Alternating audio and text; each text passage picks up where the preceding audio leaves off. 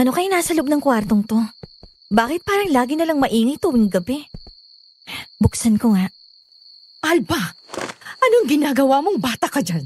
Di ba sinabi ko na sa'yo, huwag kang pupunta dito. Gusto mo ang pagalitan ka ng papa mo? Gusto ko lang naman pong tingnan mamaya eh. Saglit lang naman tapos babalik na rin po ako sa kwarto ko. Hindi nga pwede sabi. Huwag na matigas ang ulo mo. Halika na, bumalik na tayo. Ano yung nasa loob, ma? May bago po tayong alaga. Gusto kong tingnan. Alba, wow! Dear Miss Amy, minahal ko siya kahit siya'y aswang. Dear Miss Amy, pag-ibig ba ito o sumpa? Dear Miss Amy, natatakot ako sa kanyang lihim. Ito ang aswang love story. Dear Miss Amy. Naniniwala ka ba sa swerte? Yun bang hihilingin mo pa lang na mangyari ang isang bagay ay natutupad na agad? Tapos sunod-sunod pa't walang pakundangan ang pagpapaulan sa inyo ng pamilya mo ng blessings. Pera, gamit, pagkain, bahay, halos lahat meron. Pero ang tanong, alam mo ba kung saan nanggaling ang swerte nyon? O sigurado ka bang walang kapalit yun? Tanungin mo munang sarili mo ngayon. Dahil baka ang hindi mo alam na sa sobrang paniniwala mo sa swerte, nakatali ka na pala sa isang kasunduan. Kayo ba? Tinamaan na ba kayo ng swerte? Kung oo, anong nangyari? Gumanda ba ang takbo ng buhay niyo mula noon? At kung hindi naman, gusto niyo bang maranasang swertehin sa buhay? I-comment nyo naman ang mga opinyon niyo, babasahin ko. At kung gusto niyo namang malaman ang tinutukoy ko, simulan niyo ng pakinggan ang kwentong ibabahagi ko. Hello, Miss Amy. Sana nasa mabuting kalagayan po kayo ngayon. Itong kwentong sinulat ko ay matagal nang ibinaon sa limot ng mga taong involved dito. Masaya na kasi sila ngayon at may kanya-kanya na rin mga buhay. Pero ako, hindi ko ito basta-basta makakalimutan. Ilang gabi kaya ako walang maayos na tulog dahil hindi ito matanggal sa isip ko. Akala ko kasi, sa teleserye lang nangyayari mga ganito. Yung pala, sa totoong buhay rin. Ito palang kwento ko ay tungkol sa buhay ng mama ko na itago na lang natin sa pangalang Alba.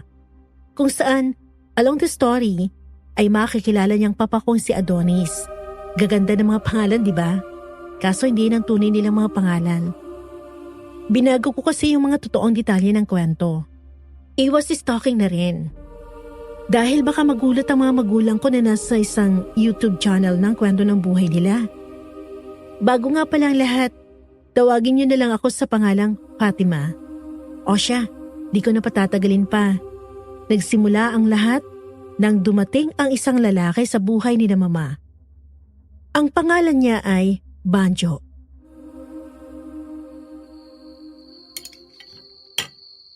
Kumusta ang pag-aaral, Alba? Kailan ko makikita ang grades mo? Tumigil na ako sa pag-aaral, Papa. Hindi ko yata maintindihan ang sinabi mo na. Tumigil ka? At sino may sabing pinahihintulutan kitang huwag mag-aral? Hindi ba't nag-usap na tayo tungkol dito? Ha, Alba? Bakit ba ang hilig mo akong suwayin? Pa, kumalma ho kayo. May sakit kayo, di ba? Ang tungkol naman sa pag-aaral ko, Papa, hindi na po talaga kaya ng utak ko mag-aral ng medisina. Hindi para sa akin ang kursong yon. At ano naman ang gusto mong maging?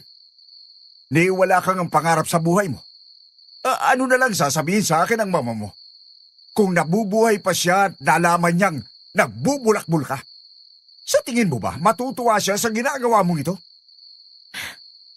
Kung buhay si Mama, hindi niya ipipilit ang hindi ko gusto. Marami na ako naibagsak na subject last semester. Gusto niyo pa bang dagdagan? Ang laki na ng binabayaran sa eskwelahan. Tapos meron pa ho kayong maintenance. Kung akong papipiliin, mas gusto ko ho sanang tutukan yung pagpapagaling niyo pa. Wala ka na talagang ginawang tama, no? Alba, napakawalang kwenta ng sakripisyo na gusto mong gawin. Pero alam mo, may punto ka. Sana, ikaw na lang ang nawala kaysa ang mama mo. Wala ka namang ambag sa pamilyang ito. Pigil na pigil ang luha no ng mama Alba ko, Miss Amy. Lumaki kasi siya sa isang mansyon na pinagbabawal ang pagiging mahina. Ang kwento pa niya noon, magmula nang mamatay ang mama Karina niya, hindi na kailanman naglapit ang loob nila ng Papa Lazaro niya. Pa, eto na po yung gamot nyo. Uminom na po kayo. Bakit kailangan mo pang isubo yan sa akin? Anong akala mo? Baldado ako? Wala ho akong sinabi. Gusto ko lang naman pong tulungan kayo. Pwes, hindi ko kailangan ng tulong mo. Hindi mo nga nagawang sundin ang gusto kong maging doktor ka. Tapos tutulungan mo pa ako na ganito? Wala naman ho yatang kinalaman ang pagpapainom sa inyo ng gamot sa pag-aaral ko ng medisina, Papa. At sumasagot-sagot ka pa talaga. Inumin nyo na ho ito. Ganun lang ang routine ng Mama Alba ko ng mga panahon yon. Tinanggap na niya ang kapalaran niyang siya ang mag-aalaga sa papa niya habang buhay. Para sa kanya, tama rin ang desisyon niyang tumigil sa pag-aaral dahil nung pumapasok pa siya, tuwing gabi niya lang nagagawang asikasuhin ng papa niya. Pero nung hindi na siya bumalik sa eskwelahan, halos dito na umikot ang mundo niya. Dalawa na lang kasi sila sa buhay, Miss Aming. Mula nang mamatay ang mama niya, para na rin nawala ng buhay ang mansyon nila. Nagsialisan ang mga trabahador nila. Namatayan sila ng mga alagang hayop, pati na rin ang mga katulong nila, iniwan sila. Sa madaling salita, naghirap ng buhay nila. Maraming nagsasabi na swerte ang pamilya nila nung nabubuhay pa ang mama niya. Kaya gano'n na lang ka-depressed ang papa niya nang mawala ito. Para kasing isinama nito sa hukay lahat ng magagandang nangyayari sa buhay nila. Pa, kumain na po tayo. Nakahanda na yung pagkain sa lamesa para makainom na kayo ng gamot nyo. Wala na ba akong ibang marinig sa'yo kundi kumain at uminom ng gamot? Ha, Alba? Wala naman ho akong kailangang sabihing iba. Kung ayaw mo mag-aral, magpamilya ka na lang para naman umingay itong mansyon. Naririndi na ang tainga ko sa sobrang tahimik sa lugar na ito. Kung may babalik ko ng lahat, kung nasagip ko lang ang mama mo, hindi na sana ganito ang buhay natin. Pa, alam mo ang sagot ko tungkol sa bagay na yan. Ayoko makipagrelasyon sa lalaki. Ayoko magkapamilya. Ayoko mag-anak. Wala ako kayong makakasama. Anong gusto mo?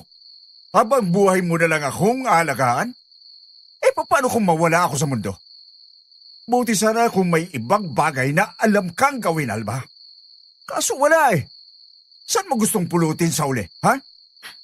Ilang beses ko na po bang sasabihin sa inyo, ayoko sa lalaki. Dahil babae ang gusto ko. Letsing babae yan. Huwag mong sabihin na nagkabalikan na kayo ni Karenina. Sinabihan na kita, hindi ba? Ayokong babae makakatuluyan mo. Alam mo ba kung ano ang kinukondina ng mga tao sa lipunan? Ang mga taong nagmamahal sa kapareho nila. Sana alam mo yan. Mag-isip ka nga, Alba. Alam kong matalino ka, pero ayaw mo kasing ginagamit yung utak mo. Ano bang pakialam ko sa sasabihin nila? Hindi naman silang makakasama ko sa huli. Sabihin mo ulit yan sa harapan ko. Hindi lang yan ang matitikman mo! Pero kahit ano pang gawin niyo sa akin, hindi ko matitipuan ng isang lalaki, Papa. Umalis ka na sa harapan ko, Alba! Hindi pa. Pakinggan niyo munang sasabihin ko, kahit ngayon lang. Hindi ibig sabihin na talunan ako sa pamilyang to. Ay may karapatan na kayong diktahan kung sino at kung anong gusto ko. Hinahayaan ko lang kayo dahil tatay ko kayo. Pero sobra na! Nahilo na ako, Alba. Tumigil ka na! Hindi niyo malang ba naiisip kung sinong mahihirapan sa huli? Kapag pinilit kong gawin ang gusto niyo? Pa, may nobya ako. At hindi ko siya kayang iwanan dahil lang gusto niyo. Sinabi kong tumigil ka na. Ano bang mahirap intindihin doon, ha? Saan ba ako nagkulang sa iyo, Alba? Lahat namang ginagawa ko para umayos ka. Para sa uli, makuha mo lahat ang gusto mo at saka hindi ka maliitin ang ibang tao. Pero inubos mo ang pasensya ko. Simot na ako. Yang babae mo, kapag hindi mo iiwalan yan, hindi mo magugustuhan ang gagawin ko sa iyo! Ewan ko sa iyo! Huwag mo ako subukan, Alba! Lagi na lang ikaw ang nasusunod! Pagod na akong sundin ka!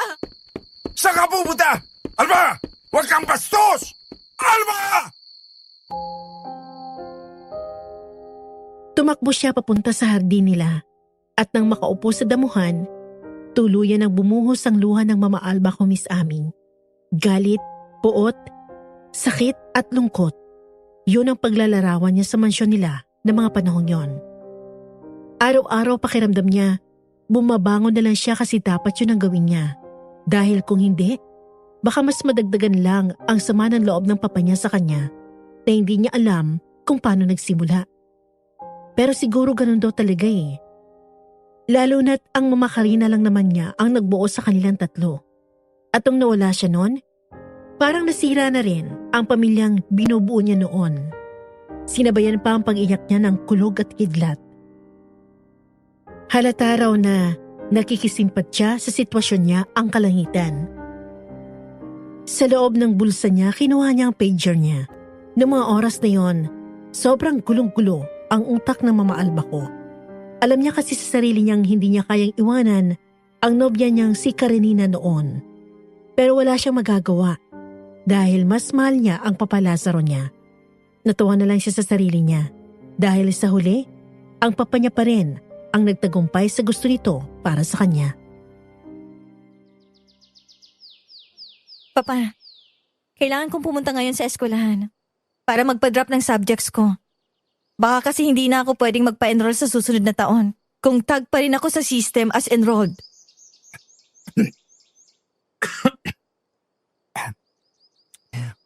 Bakit? Balak mo bang bumalik sa pag-aaral? Bakit kasi hindi na lang ngayon? Huwag na ho nating ipilit ang hindi kaya, Papa. Tsaka, dadaan na rin po ako sa pawn shop para magsangla ng alahas. Wala na kasi tayong pagkain. Ikaw bahala, Alba. Basta sa ngayon, ang gusto kong gawin mo, hiwalayan mo si Karenina. Wala na nga po. Mabuti naman kung ganun. Bueno, mag-ingat ka sa biyahe mo, iya. Buong araw naging abala ang Mama Alba ko. Kaliwat kanan kasi ang mga pinupuntahan niya. Nagdadasal na nga siya na sana hindi niya makasalubong ang mga kaklase niya para hindi siya usisain kung bakit hindi na siya pumapasok sa klase Miss Amy.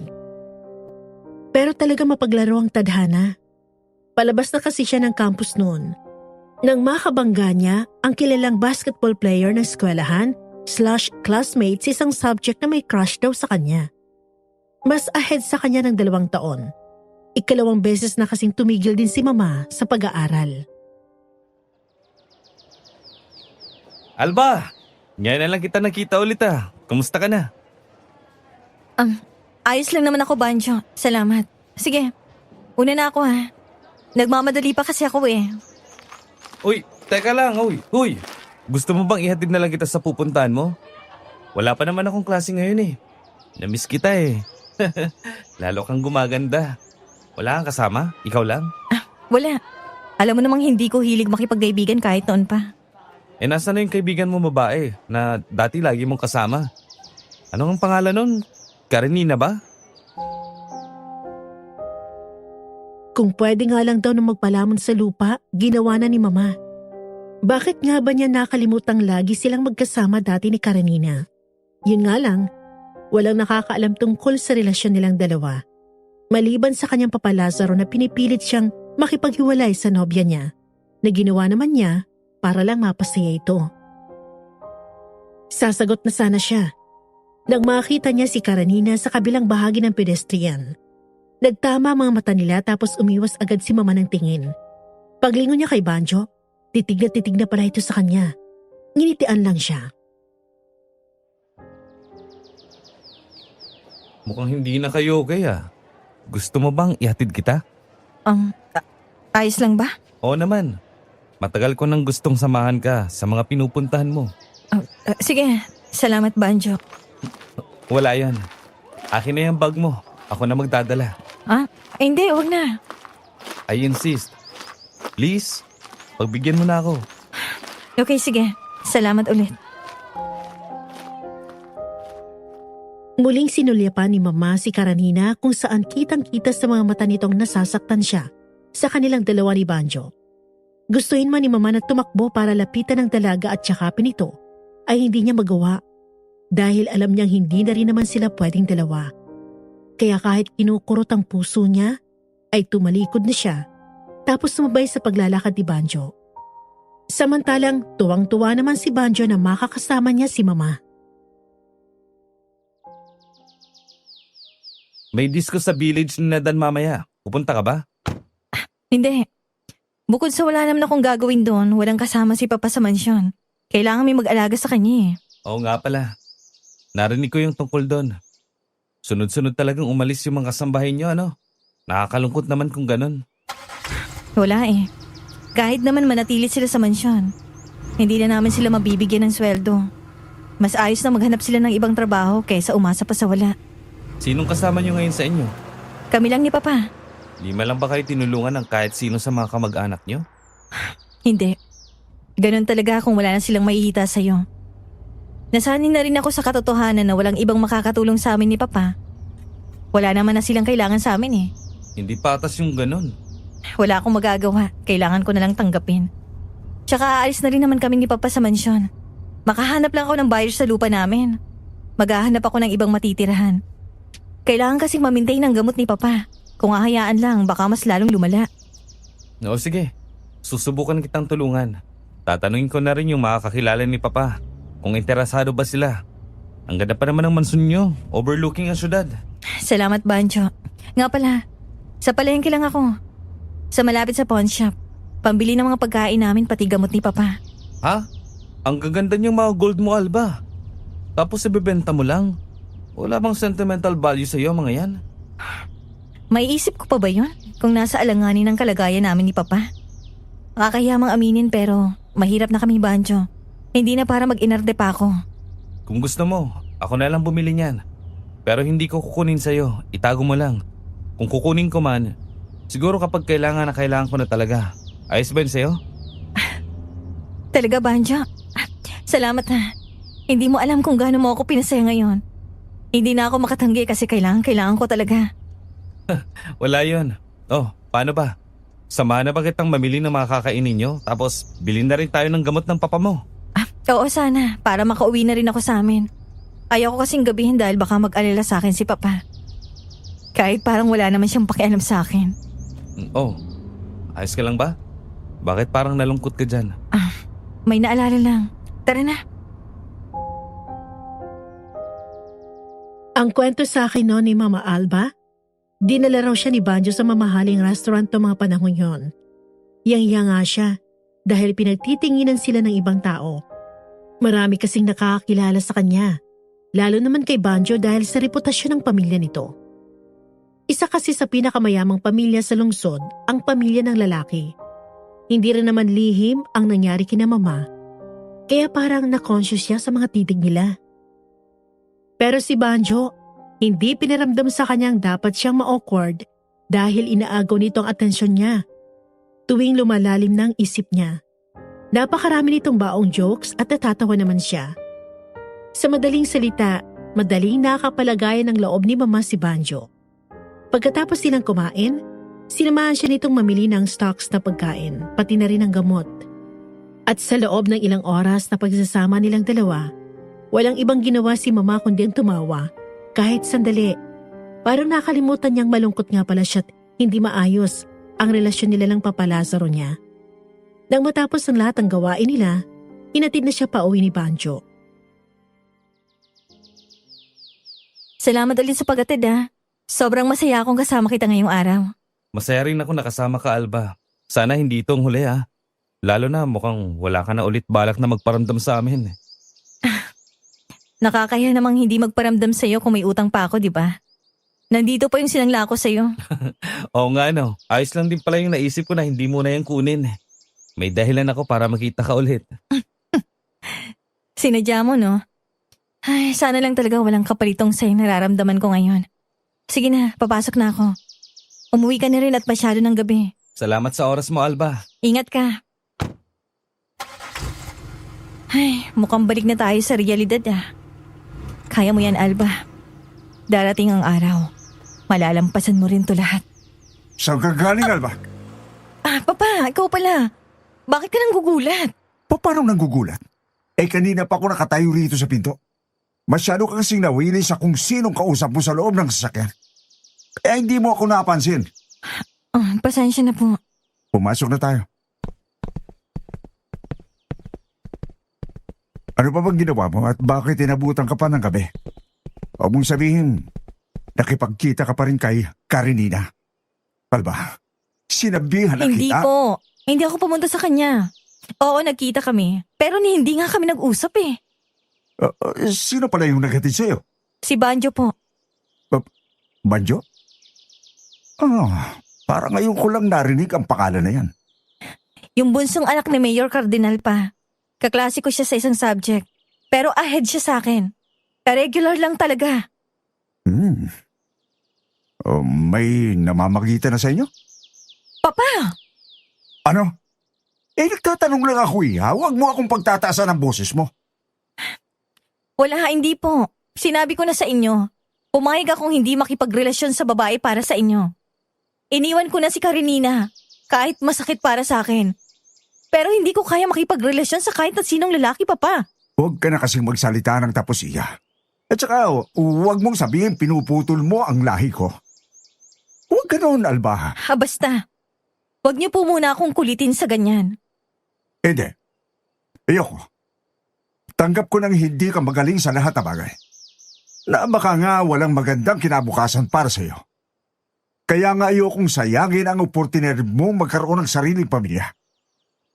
Magaling ka sa gawaing bahay. Marunong ka mag-alaga. Kaya baka doon umayos ang buhay mo. Tandaan mo, hindi na tayo kagaya ng dati. Isang hiling mo lang, may bibigay ko na kagad sa'yo. Hindi mo rin masisigurado kung hanggang kailan na lang talaga tatagal ang buhay ko. Kaya sana naman, Alba, pagpikyan mo na ako. Gusto ko pang makita ang magiging apo ko. Papa naman. Kapag hindi mo sinunod ang gusto ko, asahan mong hanggang sa uli kong hininga ay hindi mo na maririnig ang boses ko, Alba. Papa! Halos sa bunutan nagmamako ang sarili niya dahil sa pinaghalong inis at galit. Inis dahil parang hindi marunong makaintindi ang papa niya. Sinubukan naman niyang sundin ang lahat ng gusto nitong gawin niya. Pero hindi maiiwasan na minsan, may sablay talaga. Kaso yung pilitin siya ng ganito, ibang level na yon para kay mama. Pangalawa, galit siya. Hindi sa papa niya kung hindi sa sarili niya.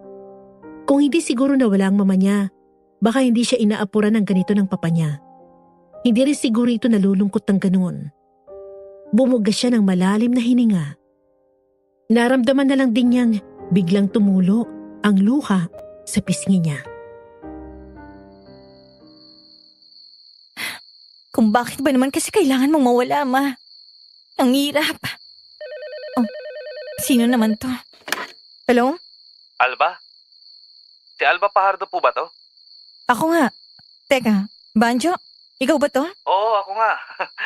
Tatawagan ko na sana si Billy kasi hindi ako makakapunta ngayon sa disco. Tapos nakita ko yung numero nitong telepono nyo. Doon sa listahan. Sinubukan ko lang natawagan. Buti tama. Kumusta ka? Nakakain ka na ba? Kakain pa lang. Medyo nagkasagutan kasi kami ni Papa kanina. Maghahanda pa lang sana ako ng pagkain namin ngayon. Kumusta ang pakiramdam mo? Gusto mo bang puntahan kita? Naku, hindi na. Baka nagpapahinga ka na rin eh. Ang dami nating ginawa kanina. Pero salamat ha. Sabihin mo lang kung kailangan mo ako. Di ako magdadalawang isip na puntahan ka. Salamat. Ang sakit-sakit na kasi. Hindi ko na alam kung ano pang kailangan kong gawin para lang ma-please ko si Papa. Minsan napapagod na rin ako. Sige, ilabas mo lang yan. Pakikinggan kita. Hindi na malaya ni Mama na napatagal na palang usapan nila ni Banjo. Halos lahat na yata ng hinanakit niya sa papa niya, nagkwento niya na sa lalaki. Pero may iniwan lang siyang dalawang bagay. Ang naging relasyon niya kay Karenina, pati na rin ang nangyari sa mama niya. Natatakot pa rin kasi siya sa panghuhusga ni Banjo. Kahit pa sabihin itong naiintindihan naman siya ng lalaki, dahil napagdaanan na rin niyang mabigo ang papa niya sa mga bagay-bagay. Sa huli, gumaan na rin ang pakiramdam ni Mama noon. Unang beses daw kasi siyang may napagsabihan ng mga pinagdadaanan niya.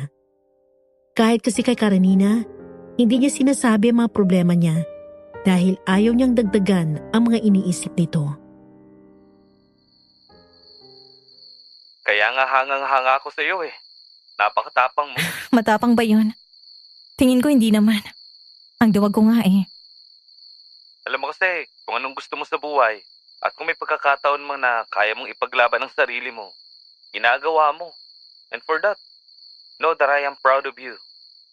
Salamat. Isa lang naman ang hinihiling ko ngayon. Sana sa susunod, magawa kong intindihin ni Papa. Alam kong hindi ito ang tamang oras para sabihin to, pero... Alba, gusto sana kitang ligawan. Huh? Alba, nandyan ka pa ba? Sige. Doon na nga nagsimula ang lahat, Miss Amy. Naging mabilis ang lahat para sa kanilang dalawa. Bigla na lang naramdaman ng Mama Alba ko na meron na siyang iba pang masasandalan. At yun ay walang iba kundi ang pamilya ni Banjo. Nang ipapakilala kasi siya rito ng binata, walang pag-aalinlangan na tinanggap siya ng mga ito na ikinatuwa naman niya. Akala niya kasi kailangan niyang paghirapan na makuha ang approval nila, lalo na't hindi na niya kapanday si Banjo pagdating sa estado ng buhay. Hindi na rin naman pinatagal ni Mama ang ligawan nilang dalawa. Sinagot na rin niya si Banjo. Ang problema lang niya ay ang papa niya. Ayaw man niyang kabahan, hindi niya maiwasan dahil natatakot din si Banjo sa Papa Lazaro niya. Handa ka na ba? Handa na. Hindi naman nangangagat si Papa. Baka nga mas ituring ka pang anak nun eh kaysa sa akin. Dahil matagal niyang gustong magkanobyo ako. Tingin mo kaya? Oo naman. Tsaka para malaman natin, pasok na tayo sa loob. Sige. Papa, nasan ka? Alba, Oh. tulungan mo ako. Nandito ako sa kusina. Paano ginagawa niyo dyan sa lapag? Alalayan natin si Alba, dali. Oo, sige. Ang huling beses daw na natakot siya ng ganon ay nang namatay ang mama niya. Kaya halos nagkomentado siya nang makita niya ang sitwasyon ng papa niya. Buti na lang daw dahil nandiyan sa tabi niya si Banjo at hindi siya pinabayaan nito. Pareho nilang pinagtulungan ni Banjo na iakyat ang papa niya sa kwarto nito. Hinang-hina raw si Lolo Lazaro ng mga oras na yon. At kung wala raw si Banjo, baka natulala na lang siya at hindi niya na alam ang susunod na gagawin niya. Medyo natutuyot na kasi ang balat nito. Tapos parang animoy lagi naghahabol ng hininga. Sobrang putla rin ng balat. Kung iisipin, umiinom naman ng matanda ng gamot niya. Wala itong pinalampas dahil hindi siya pinababayaan ni Mama. Kaya nagtataka ito kung bakit gano'n na ang itsura ng matanda. Kumalma ka, Alba. Baka mas lalo lang malito kung anong gagawin mo kung hayaan mong unahan ka ng emosyon mo. Huwag kang mag-alala. Dahil nandito naman ako. Hindi kita pababayaan mag-isa. Natatakot na ako, Banjo. Baka sumunod siya kay Mama. Banjo, hindi ko pa kaya kung pati siya mawawala sa akin. Shh! Halika, lumabas muna tayo. Doon mo ilabas yan. Dahil baka maistorbo natin ang papa mo. Uling beses na kinabahan ako ng ganito ay nung araw pang mamatay si Mama. Ano na lang ang mangyayari sa akin kung pati si Papay mawala sa akin, Banjo? Saan na lang ako pupulutin ito? Hindi pa nga ako nakakabawi sa lahat ng kasalanan ko sa kanya. Tapos ganito pa. Maintindihan naman siguro ni Tito Lazaro ang sitwasyon mo, Alba. Alam kong nakikita niya lahat ng ginagawa mo para sa kanya. Kaya huwag ka na masyadong mag-alala. Hindi pa siya kukunin ng Diyos sa'yo. Hindi mo naiintindihan, Banjo. Hindi lang naman simpleng kasalanan ang tinutukoy ko. At alam kong kapag nalaman niya to, baka mas gustuhin na nga lang niyang mamatay kaysa sa makasama pa ako. Ano bang ibig mong sabihin? Gaano kabigat ang kasalanan mo? Sapat na para kamuhian niya ako. At hindi ko kailanman gugustuhin dumating ang araw na iyon. Hindi ka maintindihan. Pwede mo bang ipaintindi sa akin? Sige, sumama ka sa akin. At sana, kapag nalaman mong totoo, hindi lumayong loob mo sa akin. Kakampi mo ako, Alba. Hanggang dulo. Bakit nandito tayo sa dulong pasilyo nyo? Anong meron dito? Ito, Kwarto? Anong meron dyan? dito nagsimulang lahat. Nung bata ako, itong tanging kwarto sa mansyon namin na kahit ang mga kasambahay ay hindi pinahihintulutang pumasok. Bakit naman? Nandyan daw kasi sa loob ang sinasabi nilang swerte ng pamilya namin. At kapag pinakawalan ng swerte, pwedeng mawala yun sa amin. At ang magiging resulta, babagsak ang pamilya namin. Anong swerte yan? May bulto ba? Hindi. Naniniwala ka ba sa mga kakaibang nilalang? Tulad ng Mga sigbin? sigbin? Parang narinig ko na dati ang tungkol dyan. Sinasabi na may mga nag-aalaga raw ng tulad nila para mabiyayaan ng swerte ang kung sino mang nagmamay-ari sa kanila. At kapalit nun, kailangan mo silang alayan para magtuloy-tuloy ang swerte. Ano namang kinalaman nun sa pagkamatay ng mama mo? Huwag mong sabihin Tama ka. Ang sigbin na yun ang pumatay kay mama. kung sigbin naman ang pumatay. Paano mo yun naging kasalanan? Napakawalan ko ang sigbin ang hindi sinasadya. Bata pa kasi ako nun eh. Dahil naturalesa na rin sa pagiging batang makurious sa mga bagay-bagay. Binuksan ko ang pinagbabawal na kwarto. At doon namatay si mama. Hindi alam ng papa mo na pinakawalan mo. Hindi. Ang alam niya lang. Baka sa sobrang gutom ng sigbin ay nagwala ito at gumawa ng paraan para makawala. Tapos ayun na. Pero ang hindi niya alam. Dahil yun sa kakulitan ko. Ang saklap naman pala ng buhay mo. Kaya nga. Kaya hanggang ngayon, binabangungot pa rin ako ng mga nangyari. Kung sana hindi ko nagpatalo sa kagustuhang buksan yon. Baka hanggang ngayon buhay pa si mama. Hindi ko na rin kasi natiis Banjo. Tuwing gabi na lang, maingay sa kwartong to. Dahil parang may hayop na umaalulong. Yun pala. Aswang na. Kung ganun, nasaan ang alaga niyong sigbin? Patay na. Pinatay ni Papa. Mula ba nun, doon na rin nawala ang swerte sa pamilya niyo? Oo. Akala nga namin dati. Panandalian lang ang sunod-sunod na kamalasang natamo namin pagkatapos nun. Hindi pala. Kaya hindi mo rin maki-question kung bakit. Kahit alam kong gusto kong gawin sa buhay ko, ay nakadepende pa rin ako sa gusto ni Papa. Ginagawa ko lang yan para makabawi. Na alam kong kahit kailan ay hindi magiging sapat. Ang bigat ng pinagdaraanan mo. Kung ako yan, baka nabaliw na ako. Hindi pa naman. Pero baka malapit na rin. Huwag ka mag-alala, Alba. Kahit anong mangyari, nandito lang ako para sa'yo. Tandaan mo yan. Pangako yan ha. Pangako. Ipinagpaliban muna nila ang pagpapakilala ni Mama kay Banjo sa papa nito. Gusto kasi munang siguraduhin ni Mama na maayos na ang pakiramdam ni Lolo Lazaro bago niya iharap ang nobyo niya.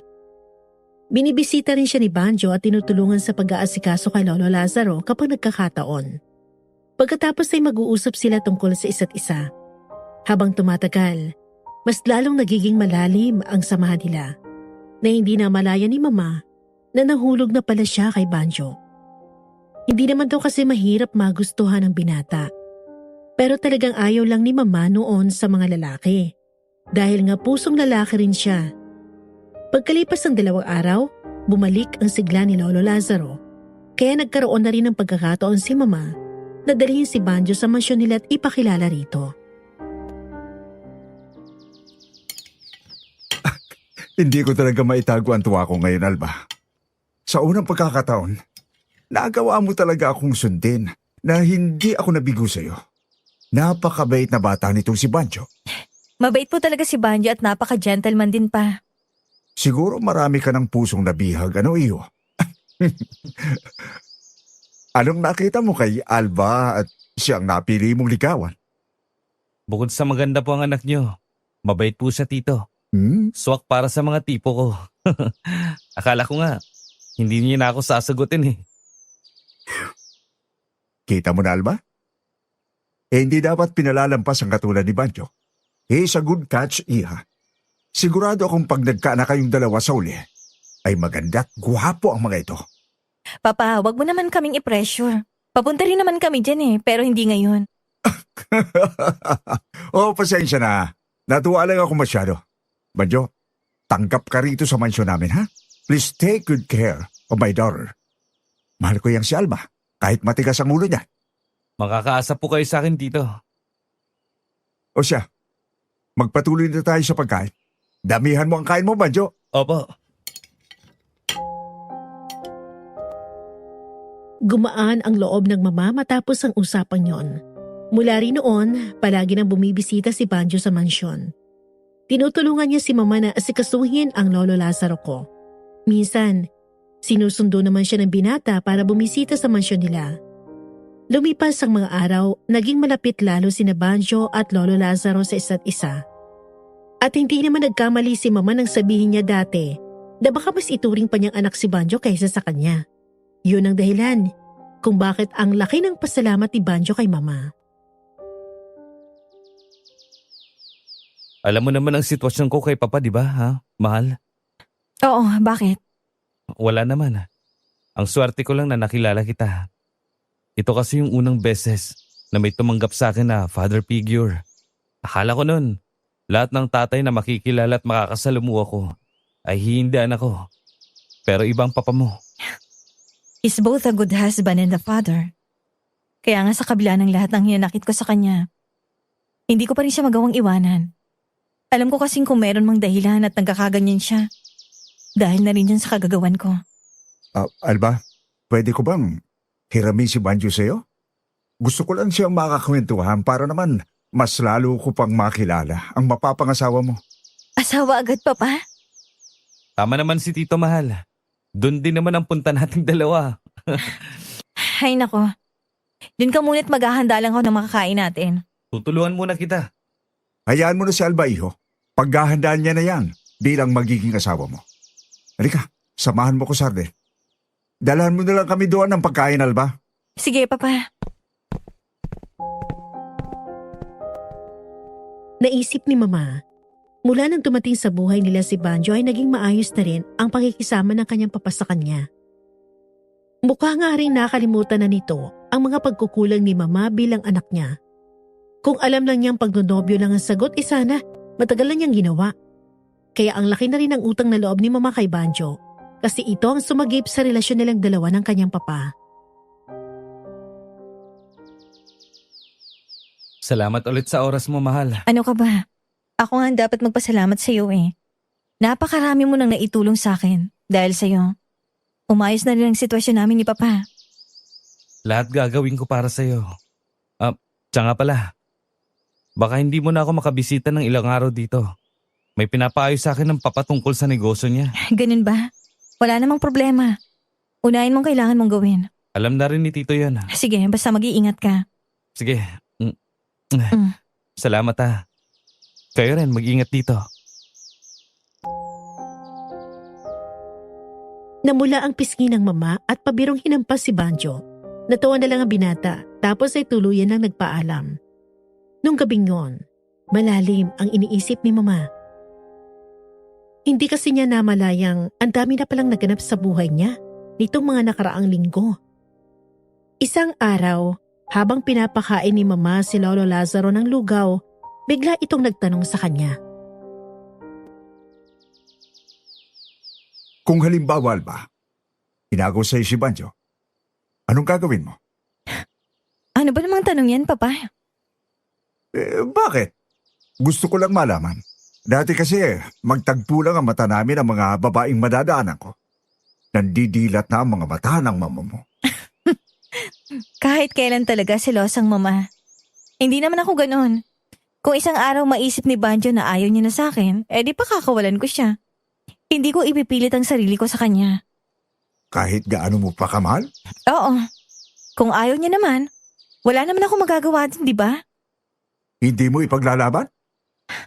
Ipaglalaban, pero hindi ko ipipilit. Bago ang ganong usapan sa pagitan nila ng papa niya. Kaya nang hindi na ito sumagot ay hindi na rin siya nagsalita pa. Itong mga nakaraang araw, ang gaan ng puso niya. Siguro kasi nakita niyang may pag-asa pa palang umayos ang relasyon nila ng papa niya.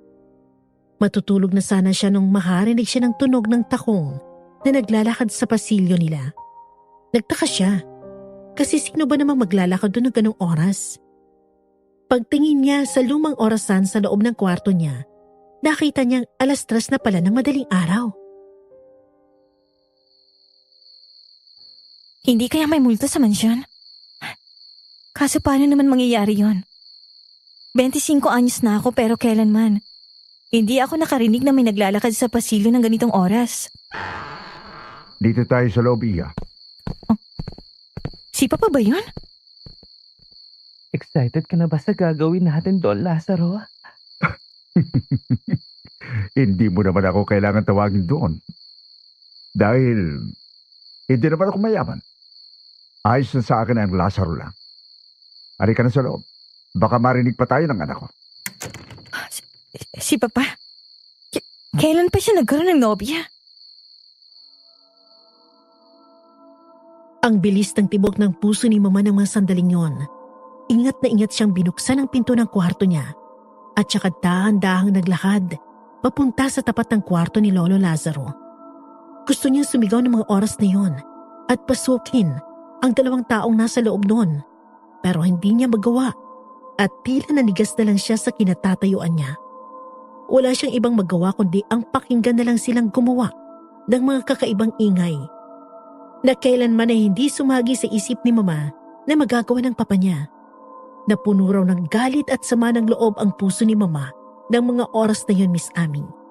Kasi para saan pang kagustuhan niya bumawi sa naging kasalanan niya kung nagagawa naman ng papa niya na saksakin ang mama niya sa likuran?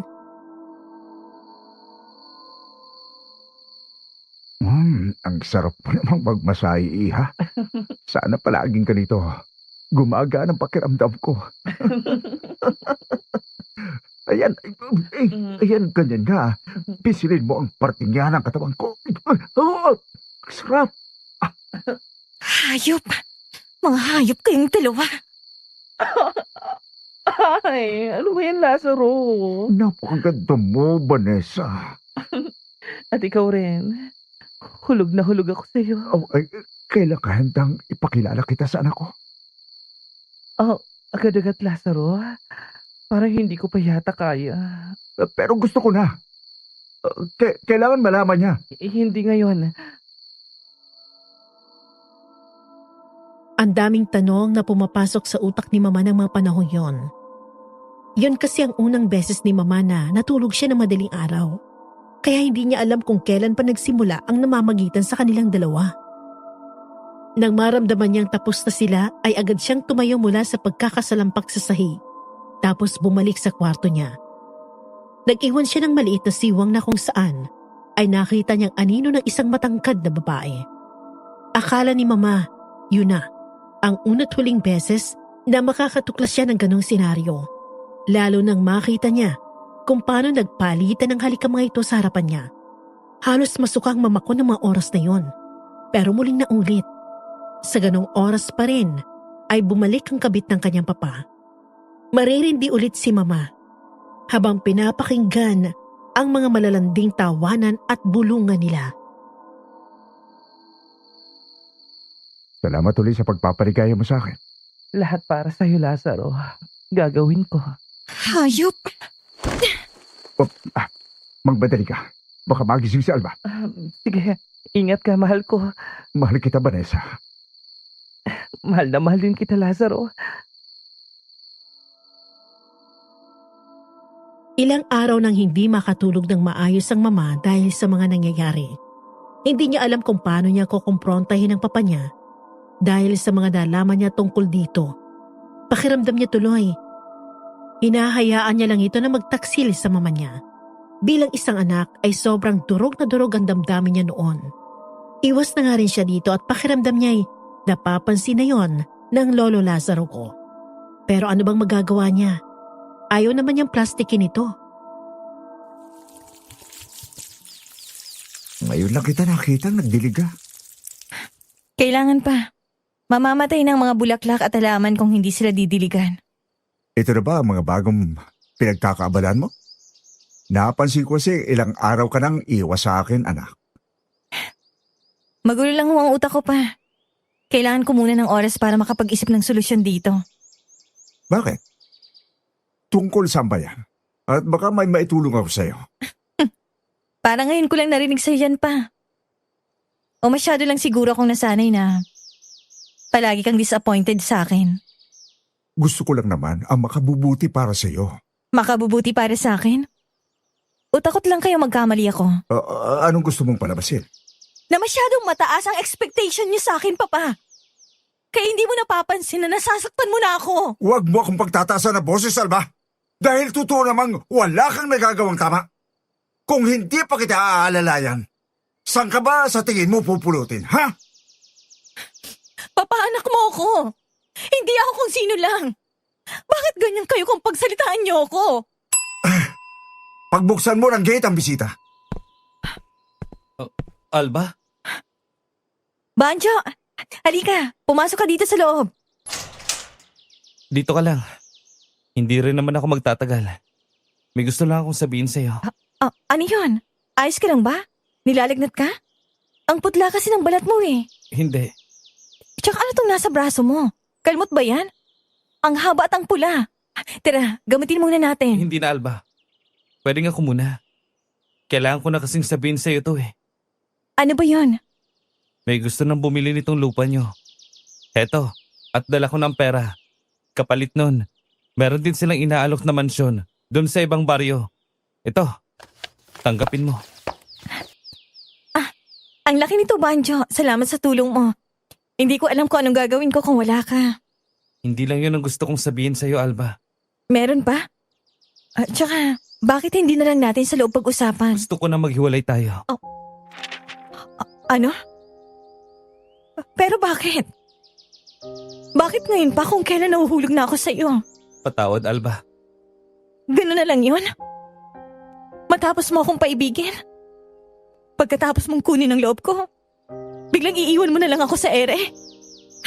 Ang daya mo naman, Banjo. Kailangan. Ito ang makakabuti para sa ating dalawa. Sa atin o sa'yo lang? Patawa ka ba? Bakit ang ingay dito? Sino ba kausap mo? Oh, Banjo, nandito ka pala, iho. Magandang araw po, Tito Lazaro. Nag-usap na tayo tungkol dyan, iho. Sabi ko naman, di ba? Papadala ang itawag mo sa akin. Dahil ikakasal din naman kayo nitong anak ko sa huli. Hindi na ho mangyayari yan. Dahil wala nang palabra de honor si Banjo. Iwalay na kaming papa. Kaya ayoko na makitang pagbumukha niya dito sa pamamahay natin. Alba! Saan ka pupunta, iha? Hindi yon ang unang beses na nabigo ang puso ni Mama Miss Amy. Pero masakit pa rin. Nasanay na kasi siyang may Banjo sa buhay niya na umaalalay sa kanya. Hindi naman yung tungkol sa pera kundi dahil pakiramdam ni Mama ay may kakampi na siya. Masasandalan, pagsasabihan at maiiyakan. Tapos biglang wala na? Nakipaghiwalay na? Parang sakit naman nun, di ba? Kasi nangako pa sa kanya si Banjo na hindi niya iiwan ng Mama. Tapos biglang ganito, ayaw na niya? Buksan mo ang pito, iha. Mag-usap tayo. Ayoko, Papa. Pakiusap. Huwag gayon.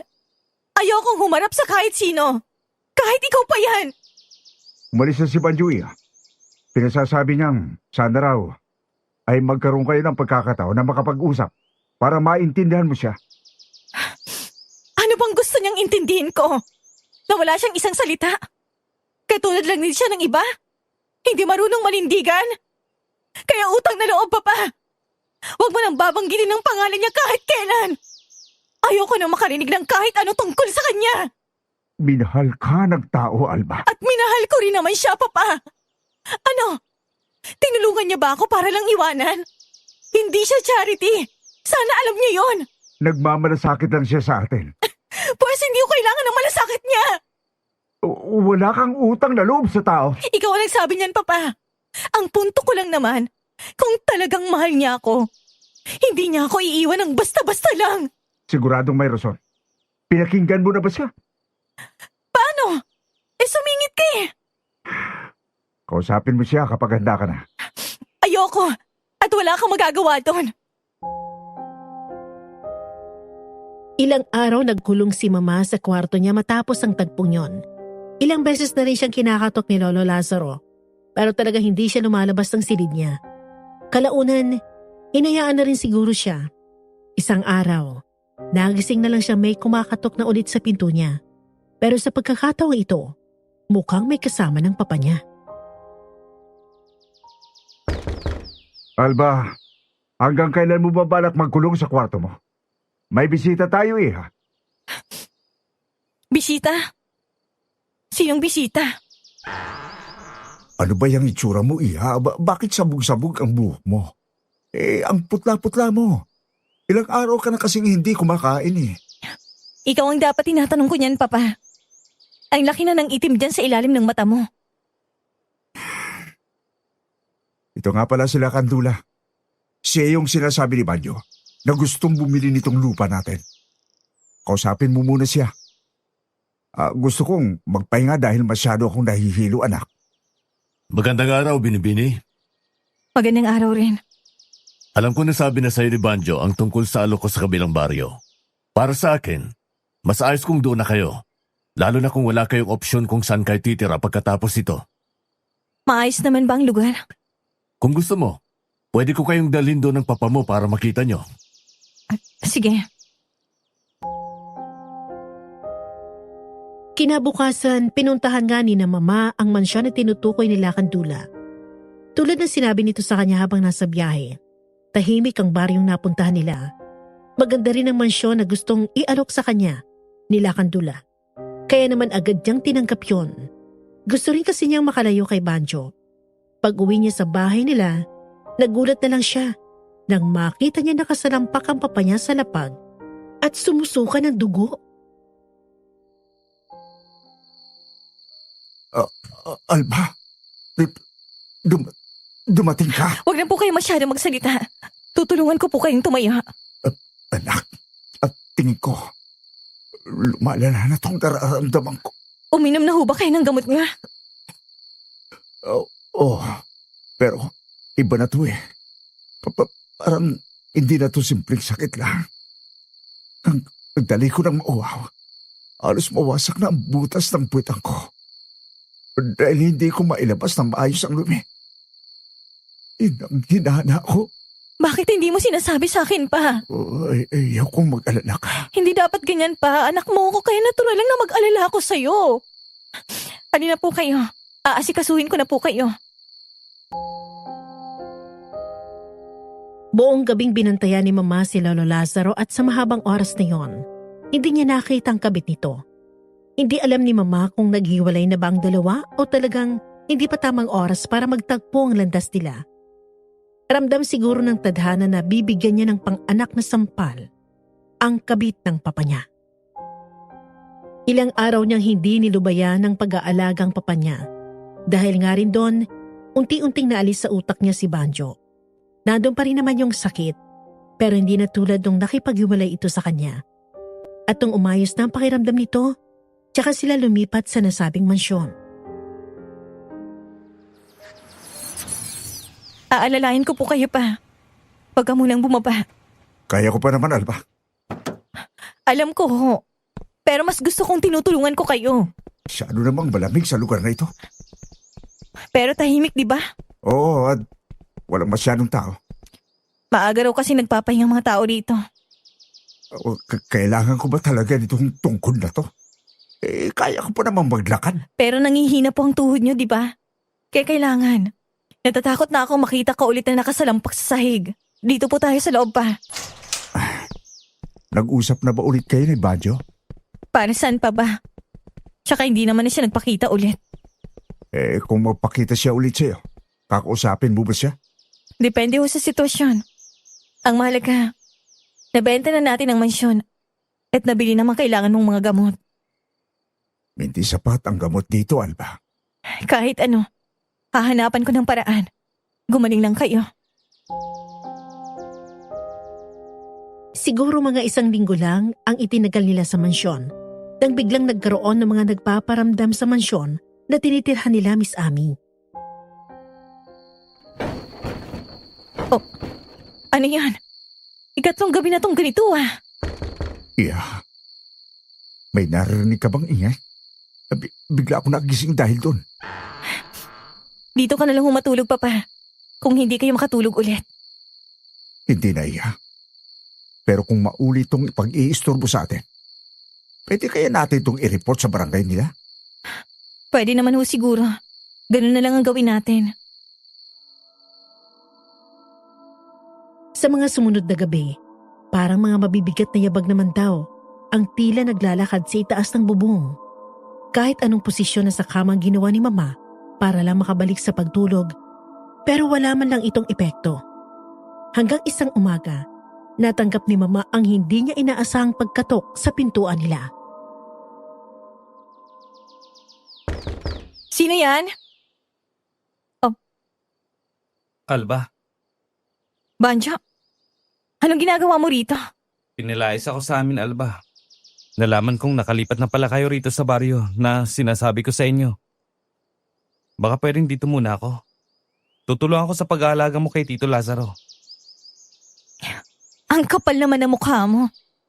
Pagkatapos mo akong iwanan sa ere, gusto mong tanggapin kita ulit sa buhay namin na parang wala lang. Pasensya na pero ayoko. Maawa ka naman sa akin, Alba. Wala akong matitirahan. Hindi naman ako magiging pabigat sa inyo dito. Tutulong naman ako. Wala kaming ipakakain sa'yo, Banjo. Hindi kasing dami ng pera at pagkain yung meron dito sa amin. Sa iba ka nila maghanap ng matutuluyan. Banjo? Iho! Papa, bakit po kayo bumangon? Di ba sabi ko sa inyo magpahinga lang kayo? Ako nang bahala maghanda ng kakainin mo. Ano pa bang hinihintay mo, Iha? Bakit hindi mo papasukan si Banjo? Isali mo na siya sa pagkain ihain mo. Iho, pumasok ka na rito sa loob. Papa! Ako ang masusunod, Alba. Hindi ikaw. Maraming salamat po, Tito. At sa'yo rin, Alba. Bahala nga kayo dyan. Hindi naman kinamumuhian ni Mama si Banjo, Miss Ami. Sadyang gusto niya lang itong turuan sana ng leksyon. Ang totoo nga niyan, daawa siya sa lalaki dahil sa sitwasyon na pinagdadaanan nito ngayon. Pero para mapanindigan ang tampo niya sa lalaki, ginawa niyang lahat para umiwas dito. Ako nang bahalang maglikpit dito, Alba. Magpahinga ka na. Hindi ka ba uuwi sa inyo? Mag-iisang linggo ka na rito ah. Naiintindihan ko ang galit mo sa akin. Tinatanggap ko lahat ng hinanakit mo. Huwag kang mag-alala. Kaya ko pang hintayin ka. Kaya ko magpatawad. Pero hindi ako nakakalimot, Banjo. Kahit ano pa yan, handa akong harapin basta ikaw, Alba. At saka, sa papa mo lang ako nakaramdam ng pagtanggap ng isang ama. Kaya pasensin na rin kung pakiramdam mo ay nakikihati ako sa'yo. Hindi ako ganun mag-isip, Banjo. Masaya akong yun ang nararamdaman mo. Kung ganun, wala na akong ibang nasa isip kundi kung ano pang gagawin ko para lang mapatawad mo ko. Sa susunod na natin pag-usapan yan. Imbes na puro salita, dinaan na lang ni Banjo sa gawa ang lahat ng kailangan niyang resolbahin sa pagitan nilang dalawa ni Mama.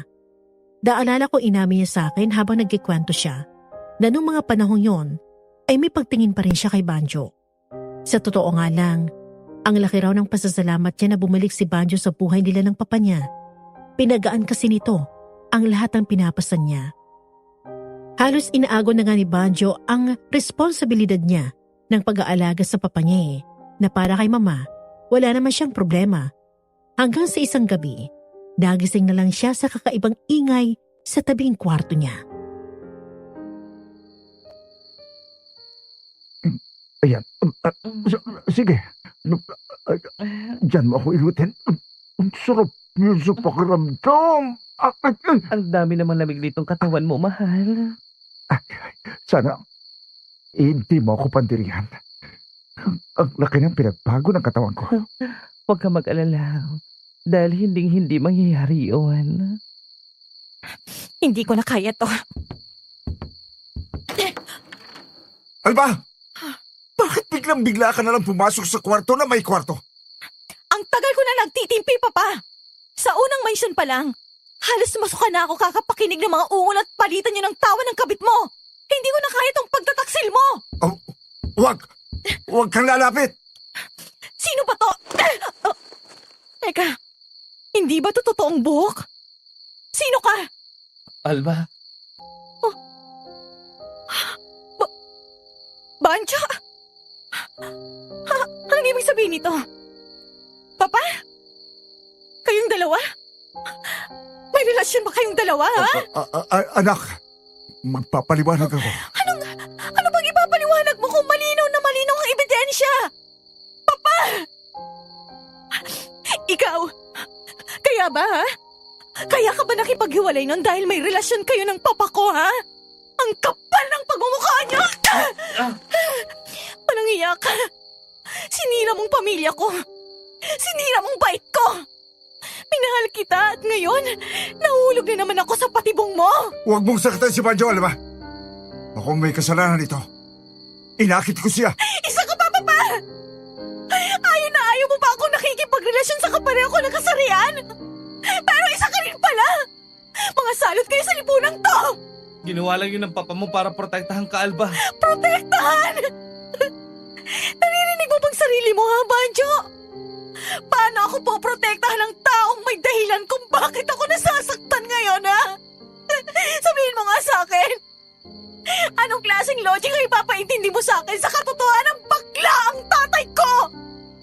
At karelasyon pa niyang dati kong nobyo! Sige nga, sabihin mo! Hindi mo maintindihan, Alba. Dahil wala ka sa sitwasyon ko. Ang hindi ko maiintindihan. Dahil una pa lang hindi ka naging totoo sa akin, Papa. Matatanggap ko pa na sa ibang tao ko maririnig dati na hindi ako pwedeng magmahal ng babae. Kaso galing pa sa'yo. Galing sa'yo na may kabit na lalaki. Yung isinuka ko pa. Hindi mo rin ako matatanggap.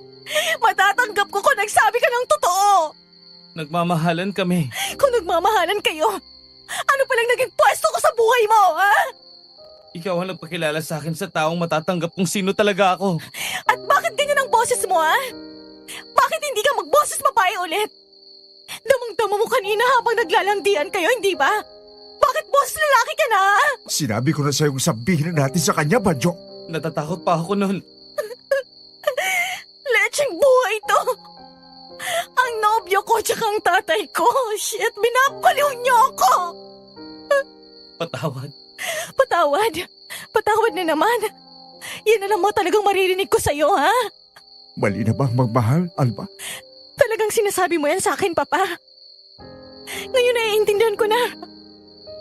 Naiintindihan ko na kung bakit sumunod ka rito, Banjo. Ang galing mo. Talagang ginamit mo ba ako para makapagsama kayong dalawa? Wala naman akong pakialam eh. Hindi ko lang matanggap na nagawa niyo akong tarantaduhin ng ganito. Alba! Alba, saan ka pupunta? Sa lugar na wala kayong dalawa. Ayoko kayong makita. Alba! Huwag kang lalabas, delikado! Wala nang mas delikado pa kaysa sa pagmamahalan yung dalawa. Alba! Banjo, ano yung nakatayo sa harap ng gate? Pumasok ka na sa bahay, dali! Ano yung nakita ko? Bakit gano'n na lang kalaki yung hayop na nasa labas ng gate? Parang kahit anong oras ay lalapain niya ako. Kahit anong mangyari, huwag na huwag kang lalabas ng umaga dito, Alba. Delikado ang mga nasa paligid natin. Anong ibig mong sabihin? Baryo to ng mga aswang. Doon na nagsimula ang kalbaryo sa buhay ng Mama Alba ko, Miss Ami. Parang naging isang survival night ang buhay nilang tatlo sa loob ng mansyon. Buti na lang din, may mga stock silang pagkain at gamot ni Lolo Lazaro. Kaya hindi na rin nila kailangan lumabas pa noon ng bahay at nanatili na lang sa loob. Yun nga lang, ang akala ni Mama ay sa mga aswang siya kailangang matakot. Yun pala sa ibang bagay. O mas magandang sabihin sa dati niyang nobyo. Hindi ko alam kung bakit kailangan ko pa ng approval mo para tumira pa ako dito. Kung tanggap naman ako ni Lazaro. Hindi lang si Papang nakatira sa bahay na to, Banjo. At huwag mong asahang magugustuhan kita para sa kanya. Mandiri ka naman, Banjo! Naging tayo, oh! Vanessa! Vanessa yung tawag mo sa akin, hindi Banjo! Salamat talaga sa papa mo. Kung hindi dahil sa kanya, baka hindi ko na nasusuot itong mga damit na matagal ko nang inipon sa damitan ko. Yan bang dahilan kung bakit ka nagtago dito? Dahil hindi tanggap ng papa mong pagiging bakla mo. Sino bang tatanggap sa'yo kung ganyan ka manamit? Seryoso ka? Black hair clip? Black dress? Black lipstick? Black eyeshadow? Black stilettos? Matanong kita, saan ka makikipaglamay ha? At sinong ihahatid nyo? Ikaw? Hindi na mahalaga sa akin kung tanggap ako ng magulang ko o hindi. Matagal ko nang alam sa sarili kong hindi na kami magiging ayos. Ang importante sa akin, nasa akin si Lazaro. Pero ikaw, ano kayo mangyayari sa'yo kapag nalaman ng papa mo ang totoo? Bakit natahimik ka? Napipipi ka na naman pala pag sinampal ka ng katotohanan. Kaya kung ako sa'yo, kung gusto mong hindi malaman ni Lazaro ang tungkol sa baho mo, susundin mo lahat ng gusto ko. Naintindihan mo ba? Bakit ayaw mong sumagot? Naintindihan mo ba o sasabihin ko ngayon din? Oo na. Naiintindihan ko na. Galing! Magkakasundo naman pala tayo.